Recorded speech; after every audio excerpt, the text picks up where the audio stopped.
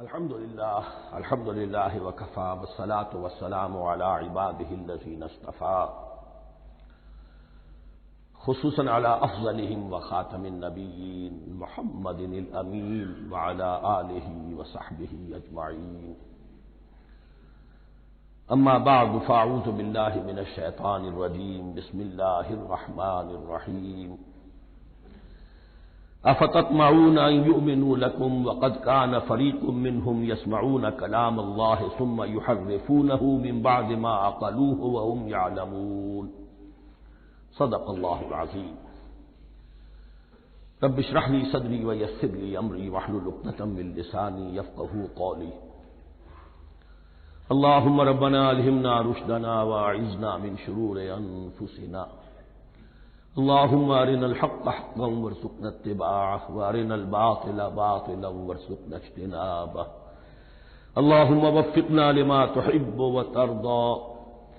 اللهم ربنا آنس وحشتنا في قبورنا وارحمنا بالقرآن العظيم اللهم اجعله لنا إماما ونورا وهدى ورحمة اللهم ذكرنا منه ما نسينا وعلمنا منه ما جهلنا وارزقنا تلاوته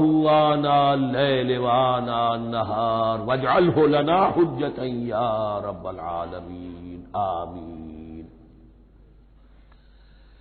اب تک ہم نے سورہ بقرہ کے 8 رکوع اور اس پر مستداد صرف 3 آیات کا مطالعہ کیا ہے۔ آج میں چاہتا ہوں کہ ہماری رفتار قدرے تیز ہو، تو یہ جو سلسلہ مضمون چل رہا ہے خطاب بے امت سابقہ امت مسلمہ بنی اسرائیل، ان کے ساتھ خطاب کا سلسلہ سورہ بقرہ میں 5ویں رکوع سے شروع ہوا اور 15ویں رکوع کے آغاز تک چلے گا۔ یہ 10 رکوع ہے۔ عرض کر چکا ہوں بار بار، اور اس کو میں چاہتا ہوں آپ اچھی طرح ذہن نشین کر لیں کہ اس میں سے پہلا رکوع جو ہے وہ دعوت کا ہے، وہ بہت فیصلہ کن ہے۔ یہی وجہ ہے کہ دیکھیے اس رکوع کا آغاز ہوا یا بنی اسرائیل اذکروا نعمتی التی انعمت علیکم واوفوا بعہدی اوف بعہدکم وایای فارہبون، اور خود بخود ظاہر ہو رہا ہے اسلوب کلام سے کہ اگلے رکوع سے بات کا رنگ بدل گیا ہے۔ یا بنی اسرائیل اذکروا نعمتی التی انعمت علیکم وانی فضلتکم علی العالمین واتقوا یوما لا تجزی نفس عن نفس شیئا ولا يقبل منها شفاعت ولا يؤخذ منها عدل ولا هم ينصرون۔ یہ تہدید کا انداز ہے، دھمکی کا انداز ہے۔ تو میں نے عرض کیا تھا کہ 5واں رکوع اس خطاب میں بمنزلہ فاتحہ ہے، بہت اہم ہے، اور بقیہ جو 9 رکوع ہیں ان میں بریکٹ کا انداز ہے کہ 2 آیتوں سے بریکٹ شروع ہوتی ہے، انہی 2 آیتوں پر بریکٹ ختم ہوگی۔ یہ ملامت کا خطاب ہے اور ان کے خلاف ایک مفصل فرض قرارداد جرم جو ہے وائد کی گئی ہے، جس کے نتیجے میں وہ اس منصب سے معزول کر دیے گئے جس پر 2000 برس سے فائز تھے، اور ان کی جگہ پر اب امت محمد، نئی امت مسلمہ علی صاحب الصلاۃ والسلام، اب اس کا نصب، اس کی انسٹالیشن اور اس کی انسٹالیشن سیریمنی کے طور پر تحویل قبلہ کا معاملہ۔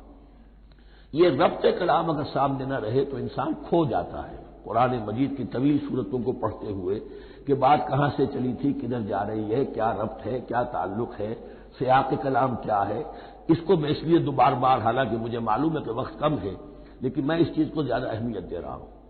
اب ان 9 رکوعوں کے مضامین میں کچھ تو واقعات ہیں، تم نے یہ کیا، تم نے یہ کیا، تم نے یہ کیا۔ ظاہر بات ہے ترجمہ تو کرنا ہوگا، کچھ مختصر وضاحت بھی کرنی ہوگی، لیکن ان کے تفصیل میں جانے کی ضرورت نہیں ہے۔ لیکن آپ نے دیکھا کہ کچھ واقعات کے بعد پھر کچھ ایسے یونیورسل ٹروتھس بیان ہوئے ہیں، ایسے عظیم حقائق کہ جو ابدی حقائق ہیں، ان کا کسی وقت سے، کسی قوم سے، کسی خاص گروہ سے تعلق نہیں، وہ تو اصول ہیں، سنت اللہ ہم انہیں کہہ سکتے ہیں، یہ اللہ کے جو عام قوانین ہیں، قواعد ہیں اس کائنات میں۔ ایک تو قوانین ہے طبعیہ، فزیکل لاز، ایک مورل لاز ہے کہ جو اس دنیا میں اللہ تعالیٰ کی طرف سے کار فرما ہے۔ تو جہاں وہ مورل لاز آتے ہیں جنہیں آپ کہا کرتے تھے جب بچپن میں کہانی پڑھی اور کہانی کے بعد لکھا اس کا مورل لیسن کیا ہے، اس کہانی سے سبق کیا حاصل ہوا، تو تھوڑے تھوڑے وقفے کے بعد وہ آیات آتی ہیں کہ جو اس گویا کہ اس سلسلہ کلام کے اندر یہ انتہائی اہمیت کی حامل ہے، اس لیے کہ وہ یونیورسل اہمیت کی حامل ہے، اور ان میں در حقیقت ایک رہنمائی پوشیدہ ہے موجودہ امت مسلمہ کے لیے۔ مثلا جتنا حصہ ہم اب تک پڑھ چکے ہیں ان میں سے پہلے تو وہ آیت یاد کیجئے، وَضُرِبَتْ عَلَيْهِمُ الذِّلَّةُ وَالْمَسْكَنَةُ وَبَاءُوا بِغَضَبٍ مِّنَ اللَّهِ۔ معلوم ہوا کہ ایسا ہو سکتا ہے کہ ایک امت مسلمان ہو، اس پر اللہ کے بڑے فضل ہوئے ہوں، بڑا اکرام ہوا ہو، بہت انعام ہوا ہو، پھر وہ اپنی بے عملی یا بد عملی کے باعث اللہ تعالی کے غضب کی مستحق ہو جائے اور ذلت اور مسکنت اس پر تھوپ دی جائے۔ یہ ایک یونیورسل ٹروتھ وہاں سے نکل آیا کہ ہمیں سوچنا ہوگا، یہ ایک لمحہ فکریہ ہے امت مسلمہ کیا کہ کیا ہم تو کہیں آج اس پوزیشن میں نہیں ہیں۔ حدیث میں آپ کو سنا چکا ہوں، لَيَأْتِيَنَّ عَلَىٰ أُمَّتِي مَا أَتَىٰ عَلَىٰ بَنِي إِسْرَائِيلَ حَسْبَ النَّعْلِ بِالنَّعْلِ۔ دوسرا اسی طرح کا یونیورسل ٹروتھ والا مقام تھا آخری جو ہم نے کل پڑھا ہے، ثُمَّ قَسَتْ قُلُوبُكُمْ وَهِيَ كَالْحِجَارَةِ أَوْ أَشَدُّ قَسْوَةً۔ کسی مسلمان امت کا یہ حال بھی ہو سکتا ہے کہ ان کے دل اتنے سخت ہو جائیں کہ سختی میں پتھروں کو اور چٹانوں کو مار دے جائیں۔ یہ بھی ایک کیفیت ہے جو سامنے آئی، حالانکہ قوم وہ ہے انی فضلتکم علی العالمین، از کجا تاب کجا، لیکن یہ حقیقت بھی ہمارے سامنے آئی کہ یہ چیزیں جو ہیں اپنی جگہ پر امکانات میں سے ہیں۔ البتہ یہاں ایک بات میں عرض کر دوں کہ اس قساوت قلبی میں پوری امت برابر مسلط جو ہے مبتلا نہیں ہوا کرتی ہے، اس میں امت کے جو قائدین ہوتے ہیں اور امت مسلمہ کے قائدین اس کے علماء ہوتے ہیں، سب سے زیادہ شدت کے ساتھ یہ خرابی ان میں آتی ہے، اس لیے کہ باقی لوگ تو پیروکار ہیں، پیچھے چلتے ہیں، وہ اعتماد کرتے ہیں کہ یہ ہے اللہ کی کتاب کے پڑھنے والے، یہ ہے تورات کے حامل، یہ جانتے ہیں، وہ ان کے پیچھے پیچھے چل رہے ہوتے ہیں۔ لیکن جو لوگ جان بوجھ کر اللہ کی کتاب میں تحریف کر رہے ہوں انہیں تو پتا ہے ہم کیا کر رہے ہیں، جو لوگ جان بوجھ کر حق کو پہچان کر اس کا انکار کر رہے ہیں انہیں تو پتا ہے کہ ہم کیا کر رہے ہیں۔ در حقیقت یہ سزا ان پر آتی ہے۔ یہ بات اب ان آیات میں جو آج ہم پڑھنے چلے ہیں بہت زیادہ واضح ہو جائے گی انشاءاللہ۔ فرمایا افتطمعون ان یؤمنوا لکم، تو اے مسلمانوں کیا تم یہ توقع رکھتے ہو کہ یہ ایمان لے آئیں گے تم پر، تمہاری بات مان لیں؟ ظاہر بات ہے مسلمانوں کو توقع تھی کہ مشرکین مکہ تو بہت دور تھے دین سے، توحید سے دور، رسالت کا کوئی تصور ہی نہیں، کتاب کوئی ان کے پاس تھی ہی نہیں۔ یہ تو یہود ہیں اور ان کے پاس تو کتاب رہی ہے، یہ موسیٰ کے ماننے والے ہیں، یہ توحید کے علم بردار ہیں، یہ آخرت کا بھی اقرار کرتے ہیں، تو انہوں جھٹپٹ مان لینا چاہیے۔ تو جو مسلمانوں کے دل میں، عام مسلمانوں کے دل میں جو حسن ظن تھا، اب در حقیقت یہ اس کو ایڈریس کیا جا رہا ہے، افتطمعون ان یؤمنوا لکم، تمہیں بڑی طمع ہے، کوشش ہے، تمہاری خواہش ہے، آرزو ہے، تمنا ہے، توقع ہے کہ یہ بات مان لے گے تمہاری۔ وَقَدْ كَانَ فَرِيقٌ مِّنْهُمْ يَسْمَعُونَ كَلَامَ اللَّهِ ثُمَّ يُحَرِّفُونَهُ مِن بَعْدِ مَا عَقَلُوهُ وَهُمْ يَعْلَمُونَ، جبکہ حال یہ ہے کہ ان میں سے ایک جماعت، ایک گروہ وہ بھی ہے کہ جو اللہ کے کلام کو سن کر پھر اس میں تحریف کرتا رہا ہے، اس کے بعد کہ اس کو سمجھ لیتا تھا اور اچھے جان بوجھ کر تحریف کرتا تھا۔ اب ظاہر بات وہ گروہ کون ہوں گے؟ علماء ہی تو ہیں نا، عام آدمی تو تحریف نہیں کر سکتا تھا، تحریف کرنے والے تو علماء تھے۔ افتؤمنون ان یؤمنوا لکم وقد کان فریق منهم یسمعون کلام اللہ ثم یحرفونہ من بعد ما عقلوہ وهم یعلمون واذا لقوا الذین آمنوا قالوا آمنا۔ اب دیکھیے ایک بات بڑی عجیب سامنے آئے گی کہ جس طرح منافقین مسلمانوں میں تھے ایسے ہی منافقین یہود میں بھی تھے۔ یہود میں سے کچھ لوگ ایسے تھے کہ جن پر حق جب منکشف ہو گیا اور کچھ ان کی صالح فطرت بھی تھی، اب وہ آنا چاہتے تھے اسلام کی طرف، لیکن اپنے خاندان کو، گھر والوں کو، اپنے کاروبار کو، اپنے قبیلے کو چھوڑنا بھی ممکن نہیں تھا، اور قبیلوں کی سرداری جو ہے وہ ان کے علماء یہود کے پاس ہے۔ تو دل ان کے کچھ صاف ساتھ آ چکے تھے اہل ایمان کے، اور جب وہ اہل ایمان سے ملتے تھے تو کبھی کبھی باتیں بھی بتا کہ ہاں یہ بات جو محمد کہہ رہے یہ تورات میں لکھی ہوئی تھی، واقعی یہ بات یوں ہی تھی۔ اب اس کے بعد جب وہ جاتے تھے اپنے شیاطین کے پاس، وہی شیاطین ان کے علماء، ان کے بڑے سرکردہ لوگ، تو وہ جا کر انہیں ڈانٹ ڈپٹ کرتے تھے، بے وقوفو یہ کیا کر رہے ہیں تم، یہ بات بتا رہے ہو انہیں تاکہ اللہ کے ہاں جا کر وہ تم پر حجت قائم کرے کہ انہیں پتا تھا اور پھر بھی انہوں نے نہیں مانا۔ اب یہ ان کا آپس کا مکالمہ ہو رہا ہے۔ وَإِذَا لَقُوا الَّذِينَ آمَنُوا قَالُوا آمَنَّا، اور ان میں سے کچھ لوگ ہیں کہ جب ملتے ہیں اہل ایمان سے تو وہ کہتے ہیں ہم ایمان لے آئے۔ وَإِذَا خَلَا بَعْضُهُمْ إِلَىٰ بَعْضٍ، اور جب وہ خلوت میں ہوتے ہیں ایک دوسرے کے ساتھ، قالوا وہ کہتے ہیں اتحدثونہم، کیا تم بتا رہے ہو ان کو، بما فتح اللہ علیکم، وہ باتیں جو اللہ نے کھولی ہیں تم پر، لیحاجوکم بہ عند ربکم،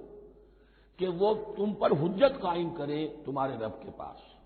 کہ اللہ اس نے مانا تھا کہ ہاں تورات میں یہ ہے، تو تم ذرا عقل سے کام لو، یہ حقیقتیں جو تورات کے ذریعے سے ہمیں معلوم ہے مسلمانوں کو مت بتاؤ۔ اس پر اللہ کا تبصرہ کیا ہے، افلا تعقلون، یہ تو ابھی انہی کا قول ختم ہوا کہ کیا تم عقل نہیں ہے کہ تم ایسا بیوقوفی کا کام کر رہے ہو۔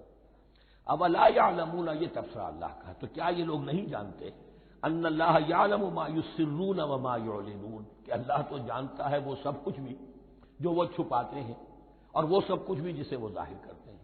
تو چاہے یہ باتیں مسلمانوں کو بتاؤ نہ بتاؤ، اللہ کی طرف سے تو محاسبہ ہو ہی جانا ہے، لہذا یہ بھی ان کی ناسمجھی کی دلیل ہے۔ اب آ رہی ہے وہ اصل اہم بات جو میں نے آج ابتدا میں بیان کر دی تھی، وَمِنْهُمْ أُمِّيُّونَ، ان میں سے بھی ایک طبقہ تو ہے ان پڑھ لوگوں کا۔ اب دیکھیے امی اصل میں تو ایک طرح سے کہنا چاہیے کہ مشرکین عرب کے لیے لفظ ہے قرآن مجید میں، کیوں؟ ان کے اندر پڑھنے لکھنے کا رواج بھی نہیں تھا، کوئی آسمانی کتاب بھی ان کے پاس نہیں تھی، لیکن اب یہود کے بارے میں کہا جا رہا ہے، جیسے آج مسلمان ہیں کہ اکثر و بیشتر مسلمان تو جاہل ہیں، چاہے پی ایچ ڈی کیا ہوا ہو، پی ایچ ڈی تو فزکس میں کیا ہوا ہے، قرآن کی الف بیتیں نہیں آتی، دین کے جو ہے مبادی تک سے ناواقف ہیں، بہت پڑھے لکھے، اس کو ہمارے بعد لوگ کہتے ہیں پڑھے لکھے جاہل۔ آج کی عظیم اکثریت مسلمانوں کے پڑھے لکھے مسلمانوں کی وہ پڑھے لکھے جاہلوں پر مشتمل ہے، اس میں شامل کر لیجئے ہماری اکثریت جو ہے ہی بغیر پڑھی لکھی، تو اب انہیں کیا پتا، وہ تو سارا اعتماد کریں گے علماء پر، کوئی بریلوی ہے بریلوی علماء پر اعتماد کریں گے، کوئی دیوبندی ہے وہ دیوبندی علماء پر اعتماد کریں گے، کوئی اہل حدیث ہے وہ اہل حدیث علماء پر اعتماد کریں گے۔ منہم امیون، اب امیون کا سہارا کیا ہوتا ہے، منہم امیون لا یعلمون الکتاب الا امانیہ، وہ کتاب سے تو واقف نہیں ہوتے، اپنی کچھ خواہشات ہیں کہ جن کو جانتے ہیں، یہ خواہشات بعد میں کھل جائے گا، یہ خواہشات کیا ہیں، ہم تو اسرائیلی ہیں، ہم تو اللہ کے محبوب ہیں، ہم تو امت محمد میں ہیں، ہماری تو شفاعت ہو ہی جائے گی، یہ امانی ہے، تلک امانیہم، اور ہمیں تو جہنم میں داخل کیا بھی تو تھوڑے سے عرصے کے لیے، ہمیں نکال لیا جائے گا، یہ امانی ہے۔ تو ان کے پاس تو یہ تو ان امانی، امنیہ کہتے ہیں خواہش، امانی اس کی جمع ہے، یہ اپنی خواہشات، انگریزی کا لفظ صحیح تعبیر کرے گا وشفل تھنکنگ، یہ اپنی اس وشفل تھنکنگ کے سہارے جی رہے ہیں، علم ان کے پاس ہے ہی نہیں۔ وَإِنْهُمْ إِلَّا يَظُنُّونَ، اور وہ نہیں کچھ کر رہے ہیں مگر ظن و تخمین، گمان ہے، ان کے اپنے من گھڑت خیالات ہیں۔ فَوَيْلٌ لِّلَّذِينَ يَكْتُبُونَ الْكِتَابَ بِأَيْدِيهِمْ، تو اصل ہلاکت اور بربادی اور ویل کے بارے میں بعض روایات یہ بھی آئی ہیں کہ وہ جہنم کا وہ طبقہ ہے جس سے خود جہنم پناہ مانگتی ہے، سخت ترین، تو وہ ویل، وہ تباہی جو ہے ان کے لیے ہے جو کتاب لکھتے ہیں اپنے ہاتھ سے، ثم یقولون ھذا من عند اللہ، اور پھر کہتے ہیں یہ اللہ کی طرف سے ہے، لیشتروا بہ ثمنا قلیلا، تاکہ حاصل کر لیں اس سے کچھ بڑی گھٹیا سی حقیر سی قیمت، یعنی فتویٰ نویسی جس کا معاملہ ہے۔ اب کوئی شخص آیا، اس نے رائے پوچھی، انہوں نے اپنا جو بھی ہے وہ لکھا اور کہا یہی دین کا تقاضا ہے، بس یہی علم ہے، یہی اللہ کی بات ہے۔ اب اس میں کتنا کچھ واقعتاً انہوں نے صحیح بات کہی ہے، کتنی ہٹ درمی سے کام لیا ہے، کتنی کسی رشوت کے مبنی کو رائے دی ہے، خود بدلتے نہیں قرآن کو بدل دیتے ہیں، وہ کس درجہ فقیہان حرم میں توفیق، تو یہ ان کے علماء کا کردار تھا۔ ثم يقولون هذا من عند الله ليشتروا به ثمنا قليلا فويل لهم مما كتبت ايديهم، تو ہلاکت اور بربادی ہے ان کے لیے اس چیز سے کہ جو ان کے ہاتھوں نے لکھی، وویل لهم مما يكسبون، اور ان کے لیے ہلاکت اور بربادی ہے اس کمائی سے جو وہ کر رہے ہیں۔ یہ سارا دھندا جو ہے فتویٰ فروشی کا اور دین فروشی کا، اس کے لیے تباہی وہ اپنے لیے مول لے رہے ہیں، اس سے کوئی ان کو اللہ تعالیٰ کے ہاں کوئی اجر و ثواب نہیں ملے گا۔ وقالوا، اب یہ آگے امانی، وقالوا لن تمسنا النار الا ایاما معدودہ، وہ کہتے ہیں ہمیں تو آگ چھو نہیں سکتی، ہاں گنتی کے چند دن، صرف یہ کہ دوسروں کی آنکھوں میں دھول جھونکنے کے لیے کہ کوئی اعتراض نہ کر دے اللہ ہمیں آگ میں پھینکا جا رہا اور ان کو نہیں پھینکا جا رہا، یہ ہم سے بھی بدتر تھے کردار میں، تو شاید ان کا منہ بند کرنے کے لیے چند دن کے لیے ہمیں جہنم میں ڈال دیں گے پھر فوراً نکال لیں گے۔ وقالوا لن تمسنا النار الا ایاما معدودہ، اور وہ کہتے ہیں کہ نہیں چھو سکتی ہمیں آگ مگر گنتی کے چند دن۔ قل اتخذتم عند اللہ عہدا، ان سے کہیے کیا تم نے اللہ سے کوئی عہد لے لیا ہے، کوئی قول و قرار ہو گیا ہے؟ فلن یخلف اللہ عہدہ، کہ تمہیں یہ یقین ہے کہ اللہ اپنے عہد کے خلاف نہیں کرے گا؟ ام تقولون علی اللہ ما لا تعلمون، یا تم اللہ کی طرف اس بات کی نسبت کر رہے ہو، تہمت جب لگا رہے ہو، جڑ رہے ہو یہ بات اللہ پر جو تم نہیں جانتے، جس کے لیے تمہارے پاس کوئی علم نہیں ہے۔ بلا من کسب سیئۃ، اب یہ انتہائی وہ یونیورسل ٹروتس جو ہے جو میں نے کہا تھا، ابدی حقائق، اس کی عظیم ترین حقیقت آ رہی ہے، نوٹ کیجئے۔ بلا کیوں نہیں، من کسب سیئۃ، جس شخص نے جان بوجھ کر ایک گناہ کمایا، لیکن گناہ بڑا، کبائر، صغائر نہیں، سیئۃ یہ اس کی جو تنکیر ہے وہ ایک کا فائدہ بھی دے رہی ہے اور تفخیم کا بھی، جس نے بھی جان بوجھ کر کسبا، ایک گناہ کمایا، فاحاطت میں ہی خطیئتہ، اور اس کی خطا نے اس کا گھیراؤ کر لیا، یعنی ایک ہی گناہ ہے، سود کھا رہا ہے، باقی نماز ہے، تہجد ہے، یہ ہے وہ ہے، لیکن اس ایک گناہ کی برائی بھی اتنی اس کے گرد جو ہے چھا جائے گی کہ پھر اس کی یہ ساری نیکیاں ختم ہو کر رہ جائیں، ایک گناہ۔ بلا من کسب سیئۃ واحاطت بہ خطیئتہ فاولئک اصحاب النار هم فیہا خالدون، اس میں ہمارے مفسرین نے یہ لکھا ہے کہ اس کی خطا کاری اتنی اس کے اوپر چھا جائے کہ ایمان کا کوئی اثر باقی نہ رہے۔ اور المعاصی برید الکفر، یہ علماء کے ہاں اصول ہے کہ یہ جو گناہ ہوتے ہیں یہ ڈاک ہے کفر کی، ہوتے ہوتے گناہ پر مداومت مداومت مداومت، اگر اس پر چلتا ہے تو اصل میں ہوتے ہوتے ہوتا یہ ہے کہ اسے پتہ بھی نہیں ہوتا، وہ اپنے آپ کو مسلمان سمجھتا ہے، اندر سے ایمان ختم ہو چکا ہوتا ہے، دیمک کی طرح جو ہے وہ دروازے کی چوکھٹ جو ہے کھائی گئی، اوپر صرف ایک ونیئر لگا ہوا ہے جو نظر نہیں آ رہا۔ یہ عقل جو ہے اللہ نے دیمک کو بھی دی ہے کہ چھوٹی سی چھپٹی چھوڑ دینا تاکہ دھوکہ کھاتے رہیں لوگ گھر والے، باقی یہ کہ اندر سے کھوکھلا کر دیا۔ اولئک اصحاب النار، یہ آگ والے ہیں، ہم فیہا خالدون، جو اس میں ہمیشہ ہمیشہ رہیں گے۔ یہ ہے قاعدہ کلیہ، قرآن کا قطعی اور ابدی فیصلہ۔ والذین آمنوا وعملوا الصالحات، ہاں اس کے برعکس کے لوگ ایمان لائیں اور نیک عمل کریں۔ اب نیک عمل میں ہر شخص نے اپنا اپنا نظریہ بنا رکھا ہے،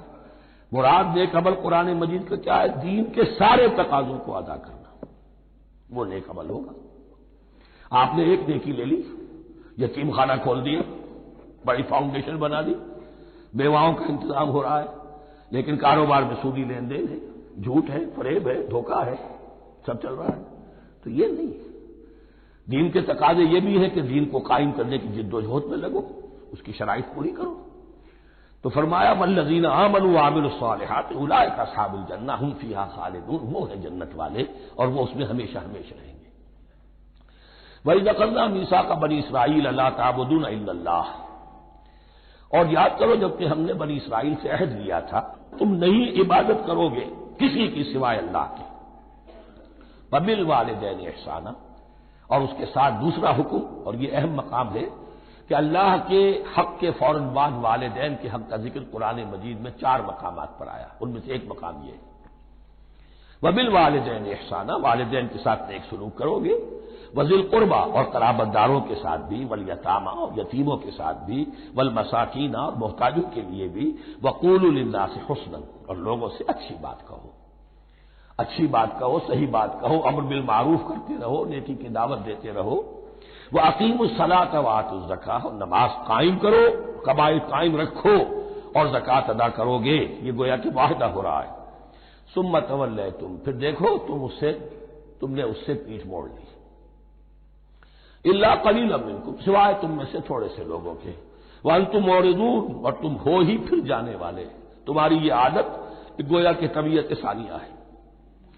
اب ایک خاص مثال آ رہی ہے، اس کے بعد پھر ایک بہت بڑا یونیورسل ٹروتھ آئے گا۔ مثال کیا ہے؟ اللہ نے ان سے ایک عہد لیا تھا، وَإِذْ أَخَذْنَا مِيثَاقَكُمْ، ہم نے تم سے یہ عہد بھی لیا تھا، لا تسفكون دماءكم، دیکھو اپنا خون نہیں بہاؤ گے، یعنی آپس میں جنگ نہیں کرو گے، لڑو گے نہیں، تم بنی اسرائیل ایک وحدت بن کر رہو گے، جیسے کہ قرآن مجید میں آیا ہے انما المؤمنون اخوۃ، تم بھائی بھائی ہو، لا تسفكون دماءكم، اپنا خون نہیں بہاؤ گے، ولا تخرجون انفسکم من دیارکم، اور نہ ہی تم نکالو گے اپنے کچھ لوگوں کو ان کے گھروں سے۔ اب یہاں مجھے وضاحت کرنی پڑے گی ورنہ بات سمجھ میں نہیں آئے گی کہ جب حضرت یوشع ابن نون کی سرکردگی میں بنی اسرائیل نے فلسطین کو فتح کرنا شروع کیا اور سب سے پہلے جیریکو فتح کیا گیا شہر، اس کے بعد جب سارا فلسطین فتح کر لیا تو انہوں نے ایک مرکزی حکومت قائم نہیں کی، 12 قبیلوں نے 12 حکومتیں بنا لی، جیسے 12 چشمے تھے پانی کے ویسی 12 حکومتیں۔ اب ظاہر بات ہے جہاں 12 حکومتیں ہوں گی تو وہ طوائف الملوکی جس کو کہتے ہیں، آپس کی کھٹپٹ ہوتی تھی، جنگیں ہوتی تھی، پھر ان میں سے ایک دوسرے پر حملہ کر کے وہاں کے لوگوں کو نکال باہر کرتے تھے، بھاگنے پر مجبور کر دیتے تھے، تو یہ تھی ان کی کیفیت۔ لیکن اس کے بعد پھر جب وہ لوگ چلے گئے کہیں کفار کے ملک میں چلے گئے، اب کفار نے جو ہے ان کو لا کر اور ان کے سامنے ان کے ہاں بیچنا چاہا، چونکہ غلام بن گئے وہاں جا کر، یا انہوں نے غلام بنا لیا، تو اب فدیہ دے کر چھڑا رہے ہیں کہ ہمیں حکم دیا گیا ہے کہ جو بھی تمہارا اسرائیلی بھائی ہو اس کو فدیہ دے کر چھڑا لو اگر کہیں وہ اسیر ہو جائے۔ تو ایک حکم کو تو مانا نہیں اور دوسرے پر عمل ہو رہا ہے۔ حکم تو یہ تھا کہ آپس میں خون ریزی کرو ہی نہیں، وہ اس حکم کو تو توڑ دیا، لیکن بڑے متقیانہ انداز میں اب جو اس وقت اس کی وجہ سے جو غلام بن گئے یا اسیر ہو گئے اب ان کو چھڑوا رہے کہ اللہ کا حکم ہے، شریعت کا حکم ہے۔ یہ ہے وہ تضاد جو مسلمان امتوں کے اندر ہو جاتا ہے، اس پر آئے گا وہ یونیورسل ٹروتھ۔ وَإِذْ أَخَذْنَا مِيثَاقَكُمْ لَا يَسْتَسْفِكُونَ دِمَاءَكُمْ، یاد کرو جب کہ ہم نے تم سے عہد لیا تھا کہ تم اپنا خون نہیں بہاؤ گے، وَلَا تُخْرِجُونَ أَنفُسَكُم مِّن دِيَارِكُمْ، اور نہ ہی تم اپنے آپ کو اپنے لوگوں کو ان کے گھروں سے نکالو گے، ثُمَّ أَقْرَرْتُمْ وَأَنتُمْ تَشْهَدُونَ، پھر تم نے اقرار کیا تھا، اس عہد کو اور قول و قرار کو مان لیا تھا پورے شعور کے ساتھ، تشہدون مانتے ہوئے، ثم انتم ہؤلاء، پھر تم ہی ہو وہ تو تقتلون انفسکم، اپنے ہی لوگوں کو قتل بھی کرتے ہو، وتخرجون فریقا منکم من دیارہم، اور اپنے ہی لوگوں میں سے کچھ لوگوں کو ان کے گھروں سے باہر نکالتے ہو، تظاہرون علیہم بالاسم والعدوان، ان پر چڑھائی کرتے ہو گناہ کے ساتھ بھی اور زیادتی کے ساتھ بھی، وَإِن یاتوکم اسارا، اور اگر وہ قیدی بن کر تمہارے پاس آتے ہیں تفادوہم، تو اب تم ان کا فدیہ دے کر انہیں چھڑاتے ہو، وَهُوَ مُحَرَّمٌ عَلَيْكُمْ إِخْرَاجُهُمْ، حالانکہ ان کا تو نکالنا ہی تم پر حرام کیا گیا تھا۔ اب یہ واقعہ آپ نے پڑھ لیا، سمجھ لیا، اب دیکھیے اس سے جو سبق ہے، مورل لیسن ہے جو ابدی ہے، أَفَتُؤْمِنُونَ بِبَعْضِ الْكِتَابِ وَتَكْفُرُونَ بِبَعْضٍ، تو کیا تم ہماری شریعت کے ایک حصے کو مانتے ہو اور ایک کو نہیں مانتے؟ اب دیکھیے یہ الفاظ اب ہوں گے تعویل عام، جہاں کہیں بھی یہ طرز عمل ہوگا تو یہ آیت اس کو کور کرے گی۔ افتؤمنون ببعض الکتاب وتکفرون ببعض، تو کیا تم مانتے ہو ہماری کتاب کے ایک حصے کو اور ایک کو نہیں مانتے؟ فما جزاء من يفعل ذلك منکم، تو نہیں ہے کوئی سزا اس کی جو یہ حرکت کرے تم میں سے، الا خزي في الحیات الدنیا، سوائے اس کے کہ دنیا کی زندگی میں رسوائی ہو، ذلت ہو، ویوم القیامہ، اور قیامت کے دن یردون الی اشد العذاب، وہ لوٹا دیے جائیں شدید ترین عذاب میں، وما اللہ بغافل عما تعملون، اور اللہ تعالی غافل نہیں ہے اس سے جو تم کر رہے ہو۔ آج امت مسلمہ پر 100% یہ آیت منطبق ہو رہی ہے، پورے دین پر چلنے کو تیار نہیں، ہر گروہ نے کوئی ایک شے حلال کر لی اپنے لیے، ملازم پیشہ طبقہ ہے، رشوت حلال ہے، کیا کرے اس کے بغیر گزارا نہیں ہوتا، کاروباری طبقہ ہے، سود کیا کرے اس کے بغیر تو یہ کاروبار چلتا نہیں، ہر ایک کے لیے، ہر ایک نے، یہ جو طوائف ہے ان سے جا کے پوچھیے وہ بھی کہتے کیا کریں ہم، ہمارا یہ دھندا ہے، ہم بھی محنت کرتی ہیں، مشقت کرتی ہیں۔ ابھی ٹی وی پر میں نے دیکھا بنگال کی پروسٹیٹیوٹس مسلمان جو ہیں ان کے کچھ انٹرویوز لیے گئے کہ ہم پر کیوں پابندی عائد کرنے کی کوشش کی جا رہی ہے، یہ بھی ایک محنت ہے جو ہم کرتی ہیں، اور یہ کہ ان میں سے آپ کو یہ بھی معلوم ہے کہ ان میں سے بعض ایسی ہوتی ہیں وہ جب محرم کے دن آئیں گے کالے کپڑے پہنے گی، جلوسوں کے ساتھ ہوں گی، اور یہ مزاروں کے اوپر اکثر و بیشتر وہی ہوتی ہیں، دمال کھیلتی ہیں، جو کچھ کرتی ہیں، وہ نیکی ان کے ہاں بھی ہے۔ تو نیکی اور بدی کا ایک امتزاج ہے۔ کل دین جب تک وہ نہ ہو تو اس کی سزا یہ ہے خزی فی الحیات الدنیا، وہ ہمارے اوپر ہے۔ ضربت علیہم الذلۃ والمسکنہ، وہ خز اور وہ ذلت اور مسکنہ تھوپ دی گئی ہے۔ باقی رہ گیا قیامت کا معاملہ، فیوم القیامت یردون الی اشد العذاب، شدید ترین عذاب میں۔ تو اپنے طرز عمل سے تو ہم اس کے مستحق ہو گئے ہیں، باقی اللہ تعالیٰ کی رحمت جو ہے دستگیری فرما لے اس کا اختیار ہے۔ لیکن دھمکی کا پھر انداز دیکھیے، وَمَا اللَّهُ بِغَافِلٍ عَمَّا تَعْمَلُونَ، اللہ غافل نہیں ہے اس سے جو تم کر رہے ہو۔ ہر سال عمرہ فرما کے آ رہے ہیں، کس رقم سے فرما کر آ رہے ہیں یہ اللہ کو معلوم ہے۔ یہ حلال سے کمائی تھی یا حرام سے؟ رمضان مبارک میں حرم میں پہلی صف میں جگہ ریزرو کرائی ہوئی ہے سیٹ صاحب نے، اور وہاں کے شرطوں کو بھی رشوتیں دیتے ہیں، اور وہ سمجھتے ہیں کہ ہم تو سارا نہا دھو کر آ گئے، سال بھر جو بھی حرام کمائی کی تھی سب پاک ہو گئی۔ اللہ نا واقف نہیں ہے، اللہ تمہاری داڑھیوں سے دھوکہ نہیں کھائے گا، اللہ تمہارے اماموں سے اور ابا اور قبا سے دھوکہ نہیں کھائے گا۔ He knows you through and through. He sees you through and through. وَمَا اللَّهُ بِغَافِلٍ عَمَّا تَعْمَلُونَ أُولَٰئِكَ الَّذِينَ اشْتَرَوُا الْحَيَاةَ الدُّنْيَا بِالْآخِرَةِ، یہ وہ لوگ ہیں جنہوں نے دنیا کی زندگی اختیار کر لی ہے آخرت کو چھوڑ کر۔ فَلَا يُخَفَّفُ عَنْهُمُ الْعَذَابُ وَلَا هُمْ يُنصَرُونَ، تو اب ان کے لیے نہ تو ان سے عذاب میں تخفیف کی جائے گی اور نہ ان کی کوئی مدد کی جائے گی۔ وَلَقَدْ آتَيْنَا مُوسَى الْكِتَابَ وَقَفَّيْنَا مِن بَعْدِهِ بِالرُّسُلِ، اور ہم نے موسیٰ کو کتاب دی تورات، اور قفینا من بعدہ بالرسل، اور پھر اس کے بعد پے بپے لگاتار ہم رسول بھیجتے رہے۔ ایک بات نوٹ کر لیجیے گا، لفظ رسول اور لفظ نبی میں کچھ فرق ہے، اس وقت تفصیل میں جانے کا موقع نہیں ہے، لیکن یہ تین جوڑے الفاظ کے ایسے ہیں قرآن مجید کی اصطلاحات کے کہ وہ تینوں مترادف کے طور پر بھی استعمال ہو جاتے ہیں اور علیحدہ علیحدہ اپنا مفہوم بھی رکھتے ہیں۔ اور اس کا ایک اصول یہ علماء نے بنایا ہے کہ اذا اجتمع تفرقا واذا تفرقا اجتمعا، ایک ہے ایمان اور اسلام، اب یہ بھی مسلم مومن ایک ہی شے ہے، لیکن یہ کہ ایک شے تو نہیں ہے، کچھ فرق بھی ہے۔ کہیں جہاں ان دونوں الفاظ کو لایا جائے گا بالمقابل تو فرق نظر آ جائے گا، لیکن عام طور پر مسلم کی جگہ مومن، مومن کی جگہ مسلم استعمال ہو جائے گا۔ Call the rose by any name it will smell as sweet. اس طرح جہاد اور قتال کا معاملہ ہے، دو الفاظ ہیں، مختلف ہیں، مفہوم جدا بھی ہے لیکن ایک دوسرے کی جگہ آ بھی جائیں گے۔ تیسرے نبی اور رسول، فرق ہے، ہر نبی رسول نہیں ہوتا، ہر رسول نبی ہے، یعنی نبی عام ہے، رسول خاص ہے۔ نبی کو جب کسی خاص قوم کی طرف معین طور پر بھیج دیا جاتا ہے تب وہ رسول ہو جاتا ہے، اس سے پہلے اس کی حیثیت ایک ولی اللہ کی ہے، بہت اعلیٰ درجے کا اللہ کا دوست اور ولی جس پر وحی آ رہی ہے۔ عام ولی اللہ میں اور نبی میں فرق یہ ہے، ان پر وحی آتی ہے، ان پر وحی نہیں آتی۔ لیکن اس نبی کو اگر اب آپ بھیج دیں گے کہ جاؤ اذهب الى فرعون، اب وہ رسول ہو گئے، جاؤ اب مدین کی طرف،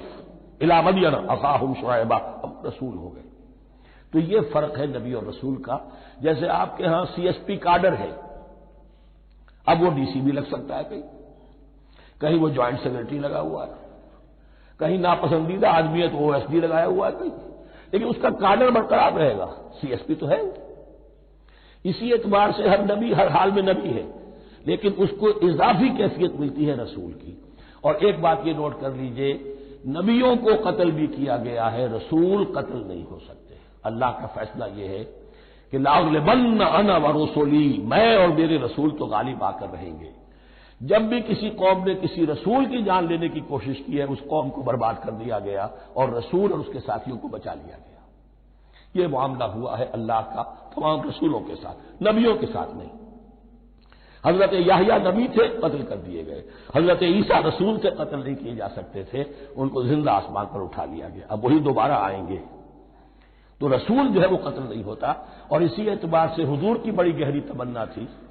لَوَدِدتُّ أَنْ أُقْتَلَ فِي سَبِيلِ اللَّهِ ثُمَّ أُحْيَا ثُمَّ أُقْتَلَ ثُمَّ أُحْيَا، میری بڑی خواہش ہے میں اللہ کی راہ میں قتل ہو جاؤں، پھر زندہ کیا جاؤں، پھر قتل کیا جاؤں، پھر اللہ کی راہ میں پھر زندہ کیا جاؤں، پھر قتل کیا جاؤں، لیکن اللہ نے یہ خواہش آپ کی پوری نہیں کی۔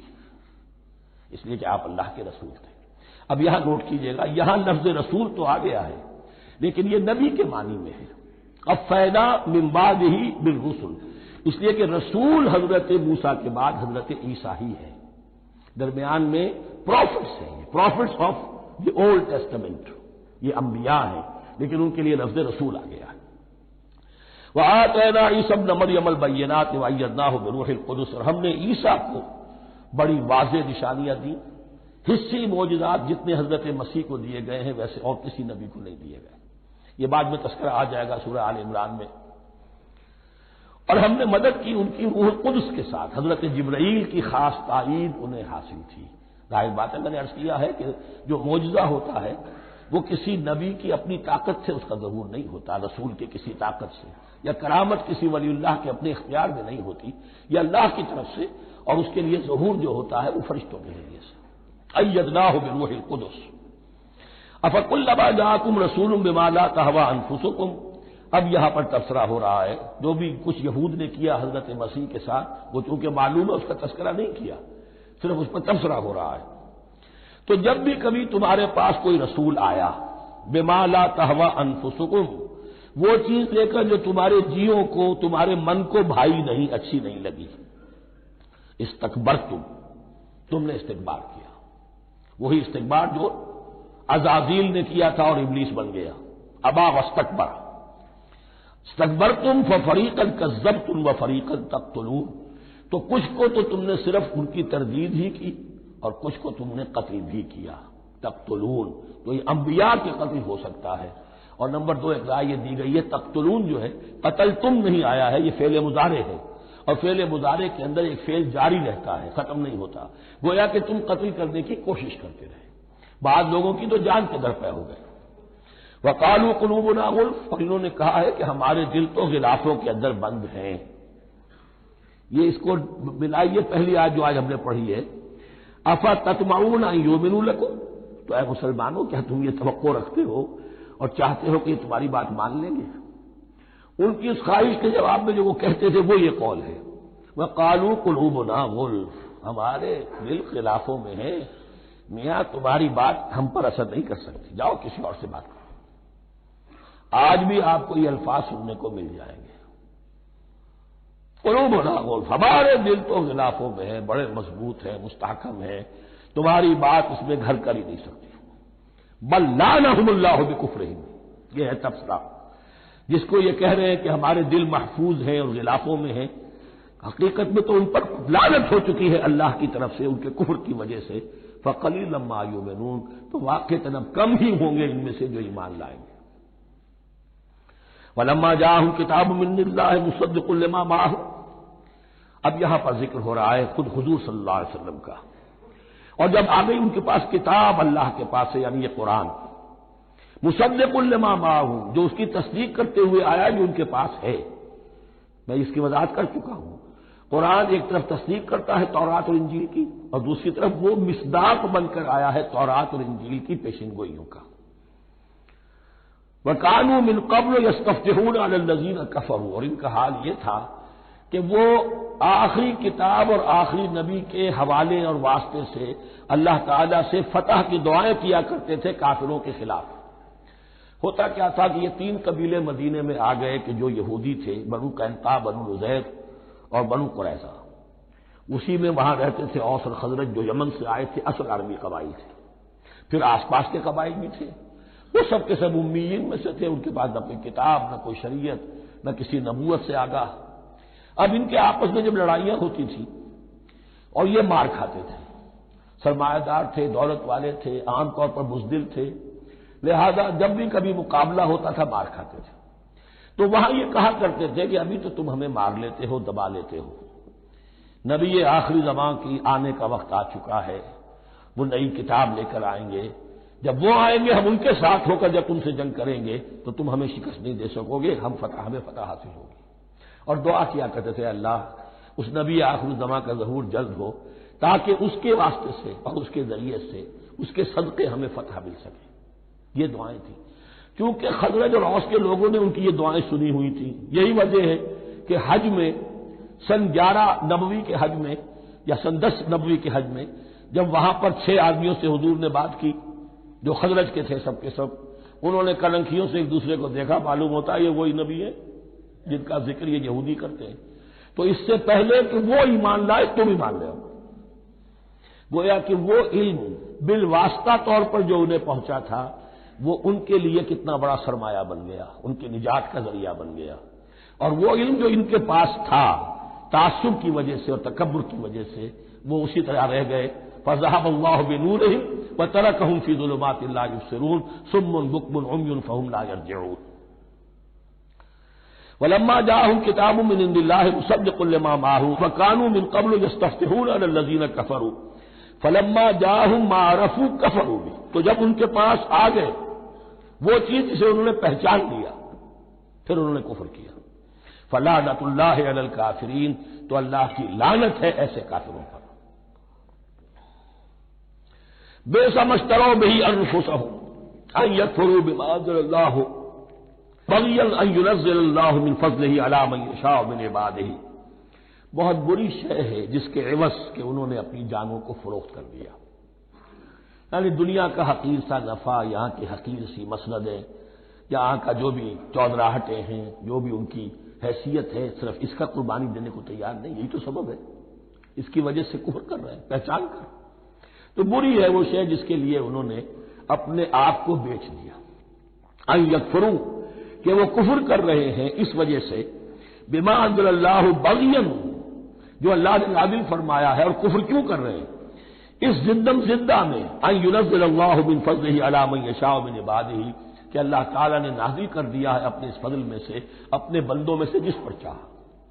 وہ اس امید میں تھے کہ وہ اسرائیلی ہی ہوگا۔ جب 1400 برس تک نبوت ہمارے پاس رہی، اب فترت کا زمانہ ہے، 600 برس گزر گئے، اب آخری نبی آنا ہے، ان کو گمان یہ تھا وہ ہم میں سے ہی ہوگا۔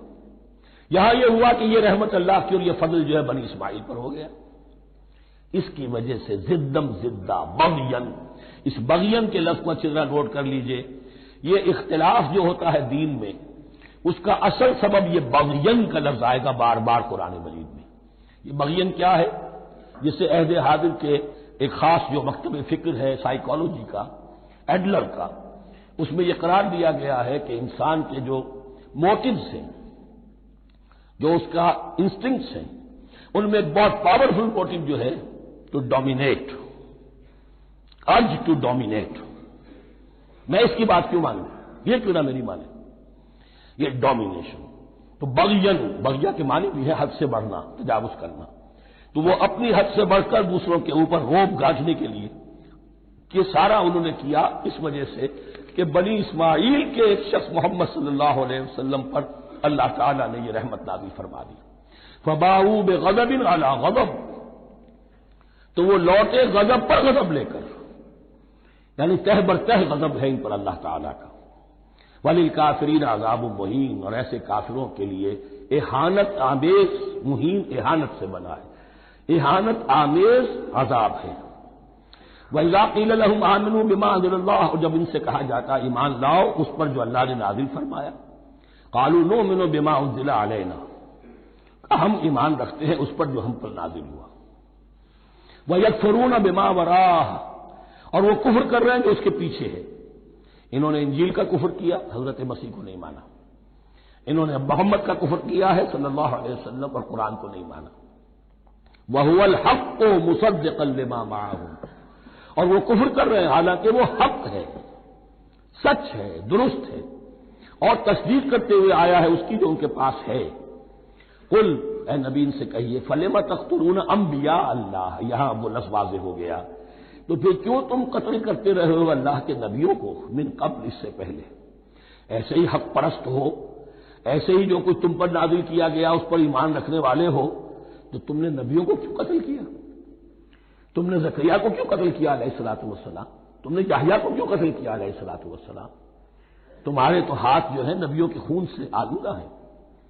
فَلِمَ تَقْتُلُونَ أَنبِيَاءَ اللَّهِ مِن قَبْلِ إِن كُنتُم مُّؤْمِنِينَ، اگر واقعتاً تم ایمان والے ہو۔ وَلَقَدْ جَاءَكُم مُوسَىٰ بِالْبَيِّنَاتِ، تمہارے پاس موسیٰ آئے تھے کھلی تعلیمات لے کر، واضح معجزے لے کر۔ ثُمَّ اتَّخَذْتُمُ الْعِجْلَ مِن بَعْدِهِ، پھر تم نے اس کے بعد اس کی غیر حاضری میں بچڑے کو اپنا معبود بنا لیا۔ وانتم ظالمون، اور تم ظالم ہو۔ وَإِذْ أَخَذْنَا مِيثَاقَكُمْ وَرَفَعْنَا فَوْقَكُمُ الطُّورَ، یاد کرو جب کہ ہم نے تم سے عہد لیا تھا اور تمہارے اوپر کوہ طور کو معلق کر دیا تھا۔ خُذُوا مَا آتَيْنَاكُمْ بِقُوَّةٍ، پکڑو اس کو مضبوطی کے ساتھ جو ہم نے تمہیں دیا ہے۔ وَاسْمَعُوا، اور سنو۔ قَالُوا سَمِعْنَا وَعَصَيْنَا، انہوں نے کہا ہم نے سنا اور نافرمانی کی۔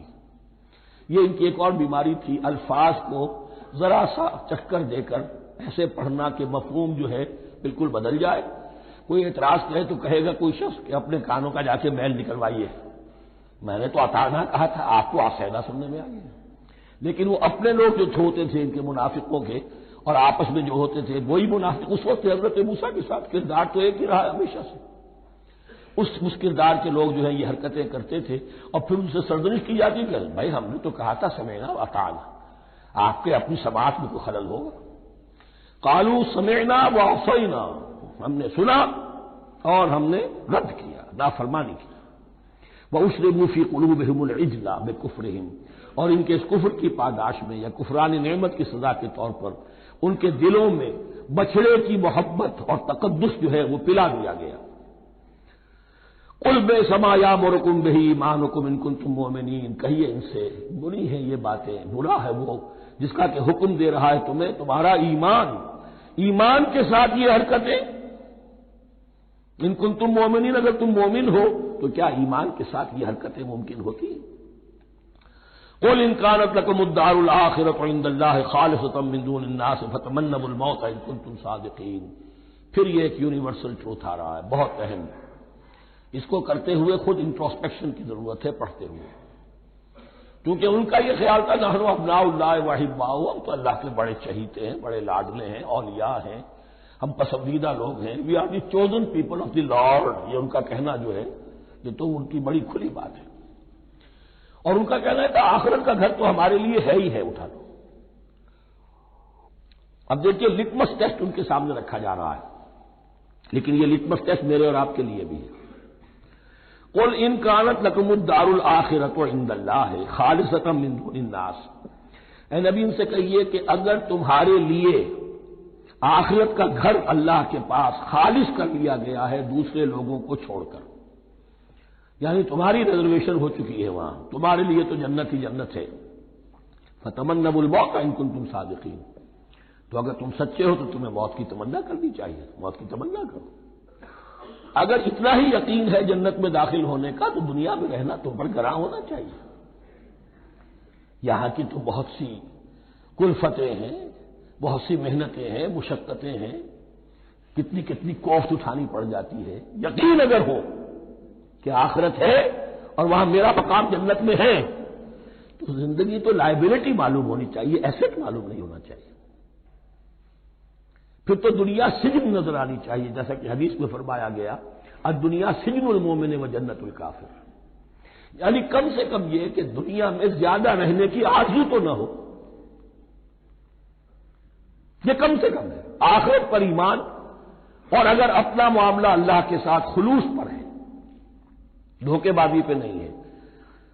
بل الانسان علی نفسہ بصیرہ، ہر انسان کو معلوم ہے میں کہاں کھڑا ہوں۔ آپ کا دل آپ کو بتا دے گا آپ اللہ کے ساتھ دھوکے بازی کر رہے ہیں یا آپ کا معاملہ اللہ کے ساتھ خلوص و اخلاص پر مبنی ہے۔ اگر یقین ہے کہ خلوص و اخلاص پر ہے تو پھر تو یہ ہے کہ زندگی ایسٹ نہیں لائبلٹی، اور دنیا باغ نہیں قید خانہ نظر آنا چاہیے، اور اس میں انسان رہتا ہے ایک مجبوراً، اللہ نے بھیجا ہے رہنا ہے، جو جو اس کی طرف سے ذمہ داریاں عائد کی گئی ہیں وہ ادا کرنی ہے، لیکن یہاں رہنے کی خواہش یہ اگر ہے تو یا تو آخرت پر ایمان نہیں یا اپنا اللہ کے ساتھ معاملہ خلوص اور اخلاص پر مبنی نہیں۔ دس از دی لٹمس ٹیسٹ۔ فتمنوا الموت ان کنتم صادقین ولن یتمنوه ابدا، اور یہ ہرگز نہیں کریں گے تمنا اس کی موت کی، بما قدمت ایدیہم، بسبب ان کرتوتوں کے جو ان کے ہاتھوں نے آگے بھیجے ہوئے ہیں۔ ہر شخص کو معلوم ہے میں نے کیا کمائی کی ہے، کیا بھیجی ہے۔ واللہ علیم بالظالمین، اور اللہ ان ظالموں سے بخوبی واقف ہے۔ وَلَتَجِدَنَّهُمْ أَحْرَصَ النَّاسِ عَلَىٰ حَيَاةٍ، اور تم انہیں دیکھو گے اس دنیا کی زندگی پر تمام انسانوں سے بڑھ کر حریص، وَمِنَ الَّذِينَ أَشْرَكُوا، یہاں تک کہ مشرکوں سے زیادہ حریص ہے۔ اور یہ بات صحیح ہے، اہل ایمان کے ساتھ مقابلہ مشرکین نے کیا، کھل کر میدان میں آ کر کیا، ڈٹ کر کیا، اپنی جانیں اپنے باطل معبودوں کے لیے قربان کی۔ یہودی نہیں لڑ سکے، من ورائے جدر، فصیلوں کے پیچھے سے اور ادھر سے، لیکن سامنے آ کر مقابلہ نہیں کر سکے، اس لیے کہ انہیں جانیں بہت عزیز تھی۔ وَلَتَجِدَنَّهُمْ أَحْرَصَ النَّاسِ عَلَىٰ حَيَاةٍ وَمِنَ الَّذِينَ أَشْرَكُوا، حتیٰ یہ کہ مشرکین سے بھی زیادہ یہ دنیا کی زندگی کے حریص ہیں۔ یود احدہم لو یعمر الف سنہ، ان میں سے ہر ایک کی یہ خواہش ہے کہ کسی طرح اس کی عمر 1000 برس ہو جائے۔ وما هو بمزحزحه من العذاب ان يعمر، اور اگر ان کو معمر کر بھی دیا جائے، طویل زندگی دے بھی دی جائے، تو عذاب سے تو چھٹکارا نہیں ملے گا، آخرت تو بالآخر تو آنی ہے۔ واللہ بصیر بما یعملون، اور اللہ دیکھ رہا ہے جو کچھ کہ وہ کر رہے ہیں۔ قل من كان عدوا لجبريل فإنه نزله على قلبك، اب جیسا کہ میں نے عرض کیا کہ ان کا خیال یہ تھا کہ آخری نبوت کا وقت تو قریب ہے، ہوگا وہ کوئی اسرائیلی، ہوگا ہم میں سے۔ معاملہ ہو گیا تلپٹ، اللہ نے ان کی آزمائش اتنی بڑی کر لی کہ جنہیں حقیر سمجھتے تھے، بڑی امیین ہیں، ان پڑھ ہیں، نہ ان کے پاس کتاب، نہ کوئی شریعت، نہ کوئی قانون، نہ کوئی ضابطہ، کچھ بھی نہیں، اللہ نے ان میں سے ایک آدمی کو، ایک شخص کو چن لیا۔ لہذا ان کے لیے اب ان کے اندر دشمنی پیدا ہوئی، کس سے؟ گالیاں دینے لگے حضرت جبرائیل کو، اس نے دشمنی کی ہمارے ساتھ، آ تو رہا تھا پیغام ہم میں سے کسی کے لیے، لے گیا ادھر۔ اور یہ بات آپ کو شاید بڑی عجیب لگے، لیکن یہ کہ شیخ احمد سرہندی رحمۃ اللہ علیہ نے اپنے مکاتیب میں یہ لکھا ہے کہ اہل تشیع کا ایک فرقہ ایسا بھی رہا ہے، میں نہیں جانتا کہ آج بھی ہے یا نہیں ہے، جس کو غرابیہ کہتے تھے، غرابیہ۔ ان کا عقیدہ یہ تھا کہ حضرت محمد صلی اللہ علیہ وسلم اور حضرت علی رضی اللہ تعالی عنہ، ان کی ارواح بالکل ایک دوسرے کے ایسے مشابہ تھیں جیسے ایک کوا دوسرے کوے کے مشابہ ہوتا ہے، غراب کوے کو کہتے ہیں۔ تو جبریل دھوکہ کھا گئے، وہ وہی اللہ نے بھیجی تھی علی کے لیے، لے گئے محمد کے پاس صلی اللہ علیہ وسلم۔ تو یہ بات جو شیخ احمد سرہندی کی لکھی ہوئی غرابیہ فرقہ ان کا، مجھے یہ نہیں معلوم کہ اب بھی ہے یا نہیں، لیکن یہ بات یہود کے ہاں جو ہے وہ موجود تھی۔ اور بات جان لیجئے، لَيَأْتِيَنَّ عَلَىٰ أُمَّتِي مَا أَتَىٰ عَلَىٰ بَنِي إِسْرَائِيلَ حَزْوَ النَّعْلِ بِالنَّعْلِ، اس کی حقیقت اور سے اور منکشف ہوتی چلی جائے گی۔ تو اب یہاں فرمایا قُلْ مَنْ كَانَ عَدُوًّا لِجِبْرِيلَ، اے نبی کہہ دیجئے جو کوئی بھی دشمن ہو گیا ہو جبرائیل کا، فَإِنَّهُ نَزَّلَهُ عَلَىٰ قَلْبِكَ بِإِذْنِ اللَّهِ، تو اس نے تو نازل کیا ہے اس قرآن کو آپ کے دل پر اللہ کے حکم سے، جبرائیل کا اپنا اختیار تو نہیں تھا۔ مصدقا لما بین یدیہ، اور یہ تصدیق کرتے ہوئے آیا ہے اس کی جو اس کے سامنے موجود ہے، وہدی وبشریٰ للمؤمنین، اور بشارت ہے اہل ایمان کے لیے۔ اور اس کے بعد اب فرمایا جا رہا ہے کہ اللہ اور اس کے رسول اور اس کے ملائکہ یہ ایک آرگینک ہول ہے، یہ ایک جماعت ہے، ان میں کوئی رکھنا نہیں ہو سکتا، ان میں کوئی اختلاف نہیں ہو سکتا۔ اگر کوئی جبریل کا دشمن ہے تو وہ اللہ کا دشمن ہے، اگر کوئی اللہ کے سچے رسول کا دشمن ہے تو وہ اللہ کا دشمن ہے، جبریل کا بھی دشمن ہے۔ من کان عدوا للہ وملائکتہ ورسلہ وجبریل ومیکال فإن اللہ عدو للکافرین، تو کان کھول کر سن لو، جو کوئی بھی دشمن ہے اللہ کا اور اس کے فرشتوں کا اور اس کے رسولوں کا اور جبرائیل کا اور میکائیل کا، تو اللہ تعالیٰ کی طرف سے بھی اعلان ہے کہ اللہ ایسے کافروں کا دشمن ہے۔ وَلَقَدْ أَنزَلْنَا إِلَيْكَ آيَاتٍ بَيِّنَاتٍ، اور اے نبی ہم نے آپ کی طرف نازل کر دی ہے روشن آیات۔ وَمَا يَكْفُرُ بِهَا إِلَّا الْفَاسِقُونَ، اور انکار نہیں کرتے ان کا مگر وہی کہ جو سرکش ہے۔ وَمَا يُضِلُّ بِهِ إِلَّا الْفَاسِقِينَ، تیسرے رکوع میں جو سورہ بقرہ کے الفاظ آئے تھے۔ أَوَكُلَّمَا عَاهَدُوا عَهْدًا نَبَذَهُ فَرِيقٌ مِّنْهُمْ، تو جب بھی کبھی انہوں نے کوئی عہد کیا، اللہ سے میثاق کیا، اللہ کے رسولوں سے کوئی عہد کیا، نبذہ فریق منہم، ان میں سے ایک گروہ نے اس معاہدے کو پھینک دیا اٹھا کر۔ بل اکثرہم لا یؤمنون، بلکہ ان کی اکثریت جو ہے ایمان سے خالی ہے، جیسا کہ حال آج امت مسلمہ کا ہے۔ مسلمان ہیں، ایمان حقیقی، ایمان قلبی، یقین والا ایمان وہ کتنوں کو حاصل ہے۔ ڈھونڈ اب ان کو چراغ رخ زیبا لے کر۔ وَلَمَّا جَاءَهُمْ رَسُولٌ مِّنْ عِندِ اللَّهِ مُصَدِّقٌ لِّمَا مَعَهُمْ نَبَذَ فَرِيقٌ مِّنَ الَّذِينَ أُوتُوا الْكِتَابَ، پھر وہی بات، اور جب آئے ان کے پاس اللہ کی طرف سے ایک رسول، یعنی محمد صلی اللہ علیہ وسلم، مصدق لما معہم، اور تصدیق کرتے ہوئے آئے ہیں اس کی جو ان کے پاس موجود ہے، ان کے ساتھ ہے۔ نبذ فریق من الذین اوتوا الکتاب کتاب اللہ وراء ظہورہم، ان کی ایک گروہ، ان کی ایک جماعت نے اللہ کی کتاب کو اپنی پیٹھوں کے پیچھے پھینک دیا، کأنہم لا یعلمون، گویا کہ وہ جانتے ہی نہیں، انجانے سے وہ کر رہے تھے کہ ہمیں کچھ پتہ نہیں۔ ان کے عوام پوچھتے ہوں گے کیا یہ وہی نبی ہے جن کا ذکر نہیں؟ کیا بولے، کوئی یقین سے نہیں کہہ سکتے، کچھ نہیں، ابھی دیکھیں گے، تیل دیکھو، تیل کی دھار دیکھو، کأنہم لا یعلمون، جیسے انہیں علم نہیں۔ واتبعوا ما تتلو الشیاطین علی ملک سلیمان، اب ایک اور حقیقت نوٹ کیجئے، جب کسی مسلمان امت میں دین کی اصل حقیقت، اصل تعلیمات سے بہت پیدا ہوتا ہے تو رجحان کدھر ہو جاتا ہے؟ جادو، ٹونا ٹوٹکا، تعویذ، عملیات، قرآن کی عملیات۔ قرآن اترا تھا کسی اور کے لیے، کام کے لیے، یہ اس کو ذریعہ بناتے ہیں دشمن کو زیر کرنے کے لیے۔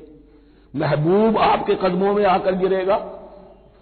عمل قرآنی ہے، اتنے 100 روپے کا آپ دیجیے، یہ تو مل جائے گا۔ یہ دندے ہمارے ابھی چل رہے ہیں، خوب چلتے ہیں،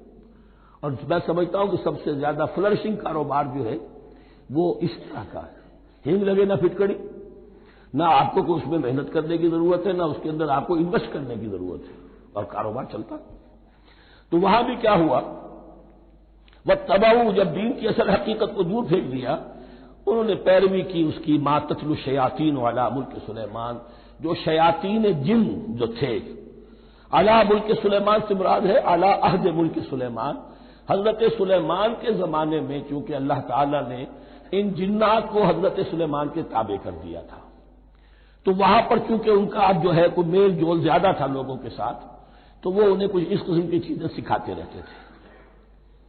گویا کہ اندر سے تخریب کاری۔ واتبعوا ما تتلو الشیاطین علی ملک سلیمان وما کفر سلیمان ولکن الشیاطین کفروا، اور سن لو، سلیمان نے کبھی کفر نہیں کیا، بلکہ یہ شیاطین تھے کہ جو کفر کرتے تھے۔ جادو کفر ہے، لیکن آپ کو نقش سلیمانی آج تک بھی لفظ ملے گا، نقش سلیمانی۔ آج بھی مسلمان بھی ان چیزوں کو حضرت سلیمان کی طرف منسوب کر رہے ہیں، وہ ظلم اب بھی جاری ہے۔ وما کفر سلیمان ولکن الشیاطین کفروا یعلمون الناس السحر، وہ لوگوں کو جادو سکھاتے تھے۔ وما انزل علی الملکین ببابل ہاروت و ماروت، اور جو کچھ نازل کیا گیا 2 فرشتوں پر، ہاروت اور ماروت پر، بابل میں۔ بابل یہ ہے پرانا عراق، بیبلونیا۔ نبوکدنضر بھی بیبلونیا کا بادشاہ تھا، نمرود بھی بیبلونیا کا بادشاہ تھا۔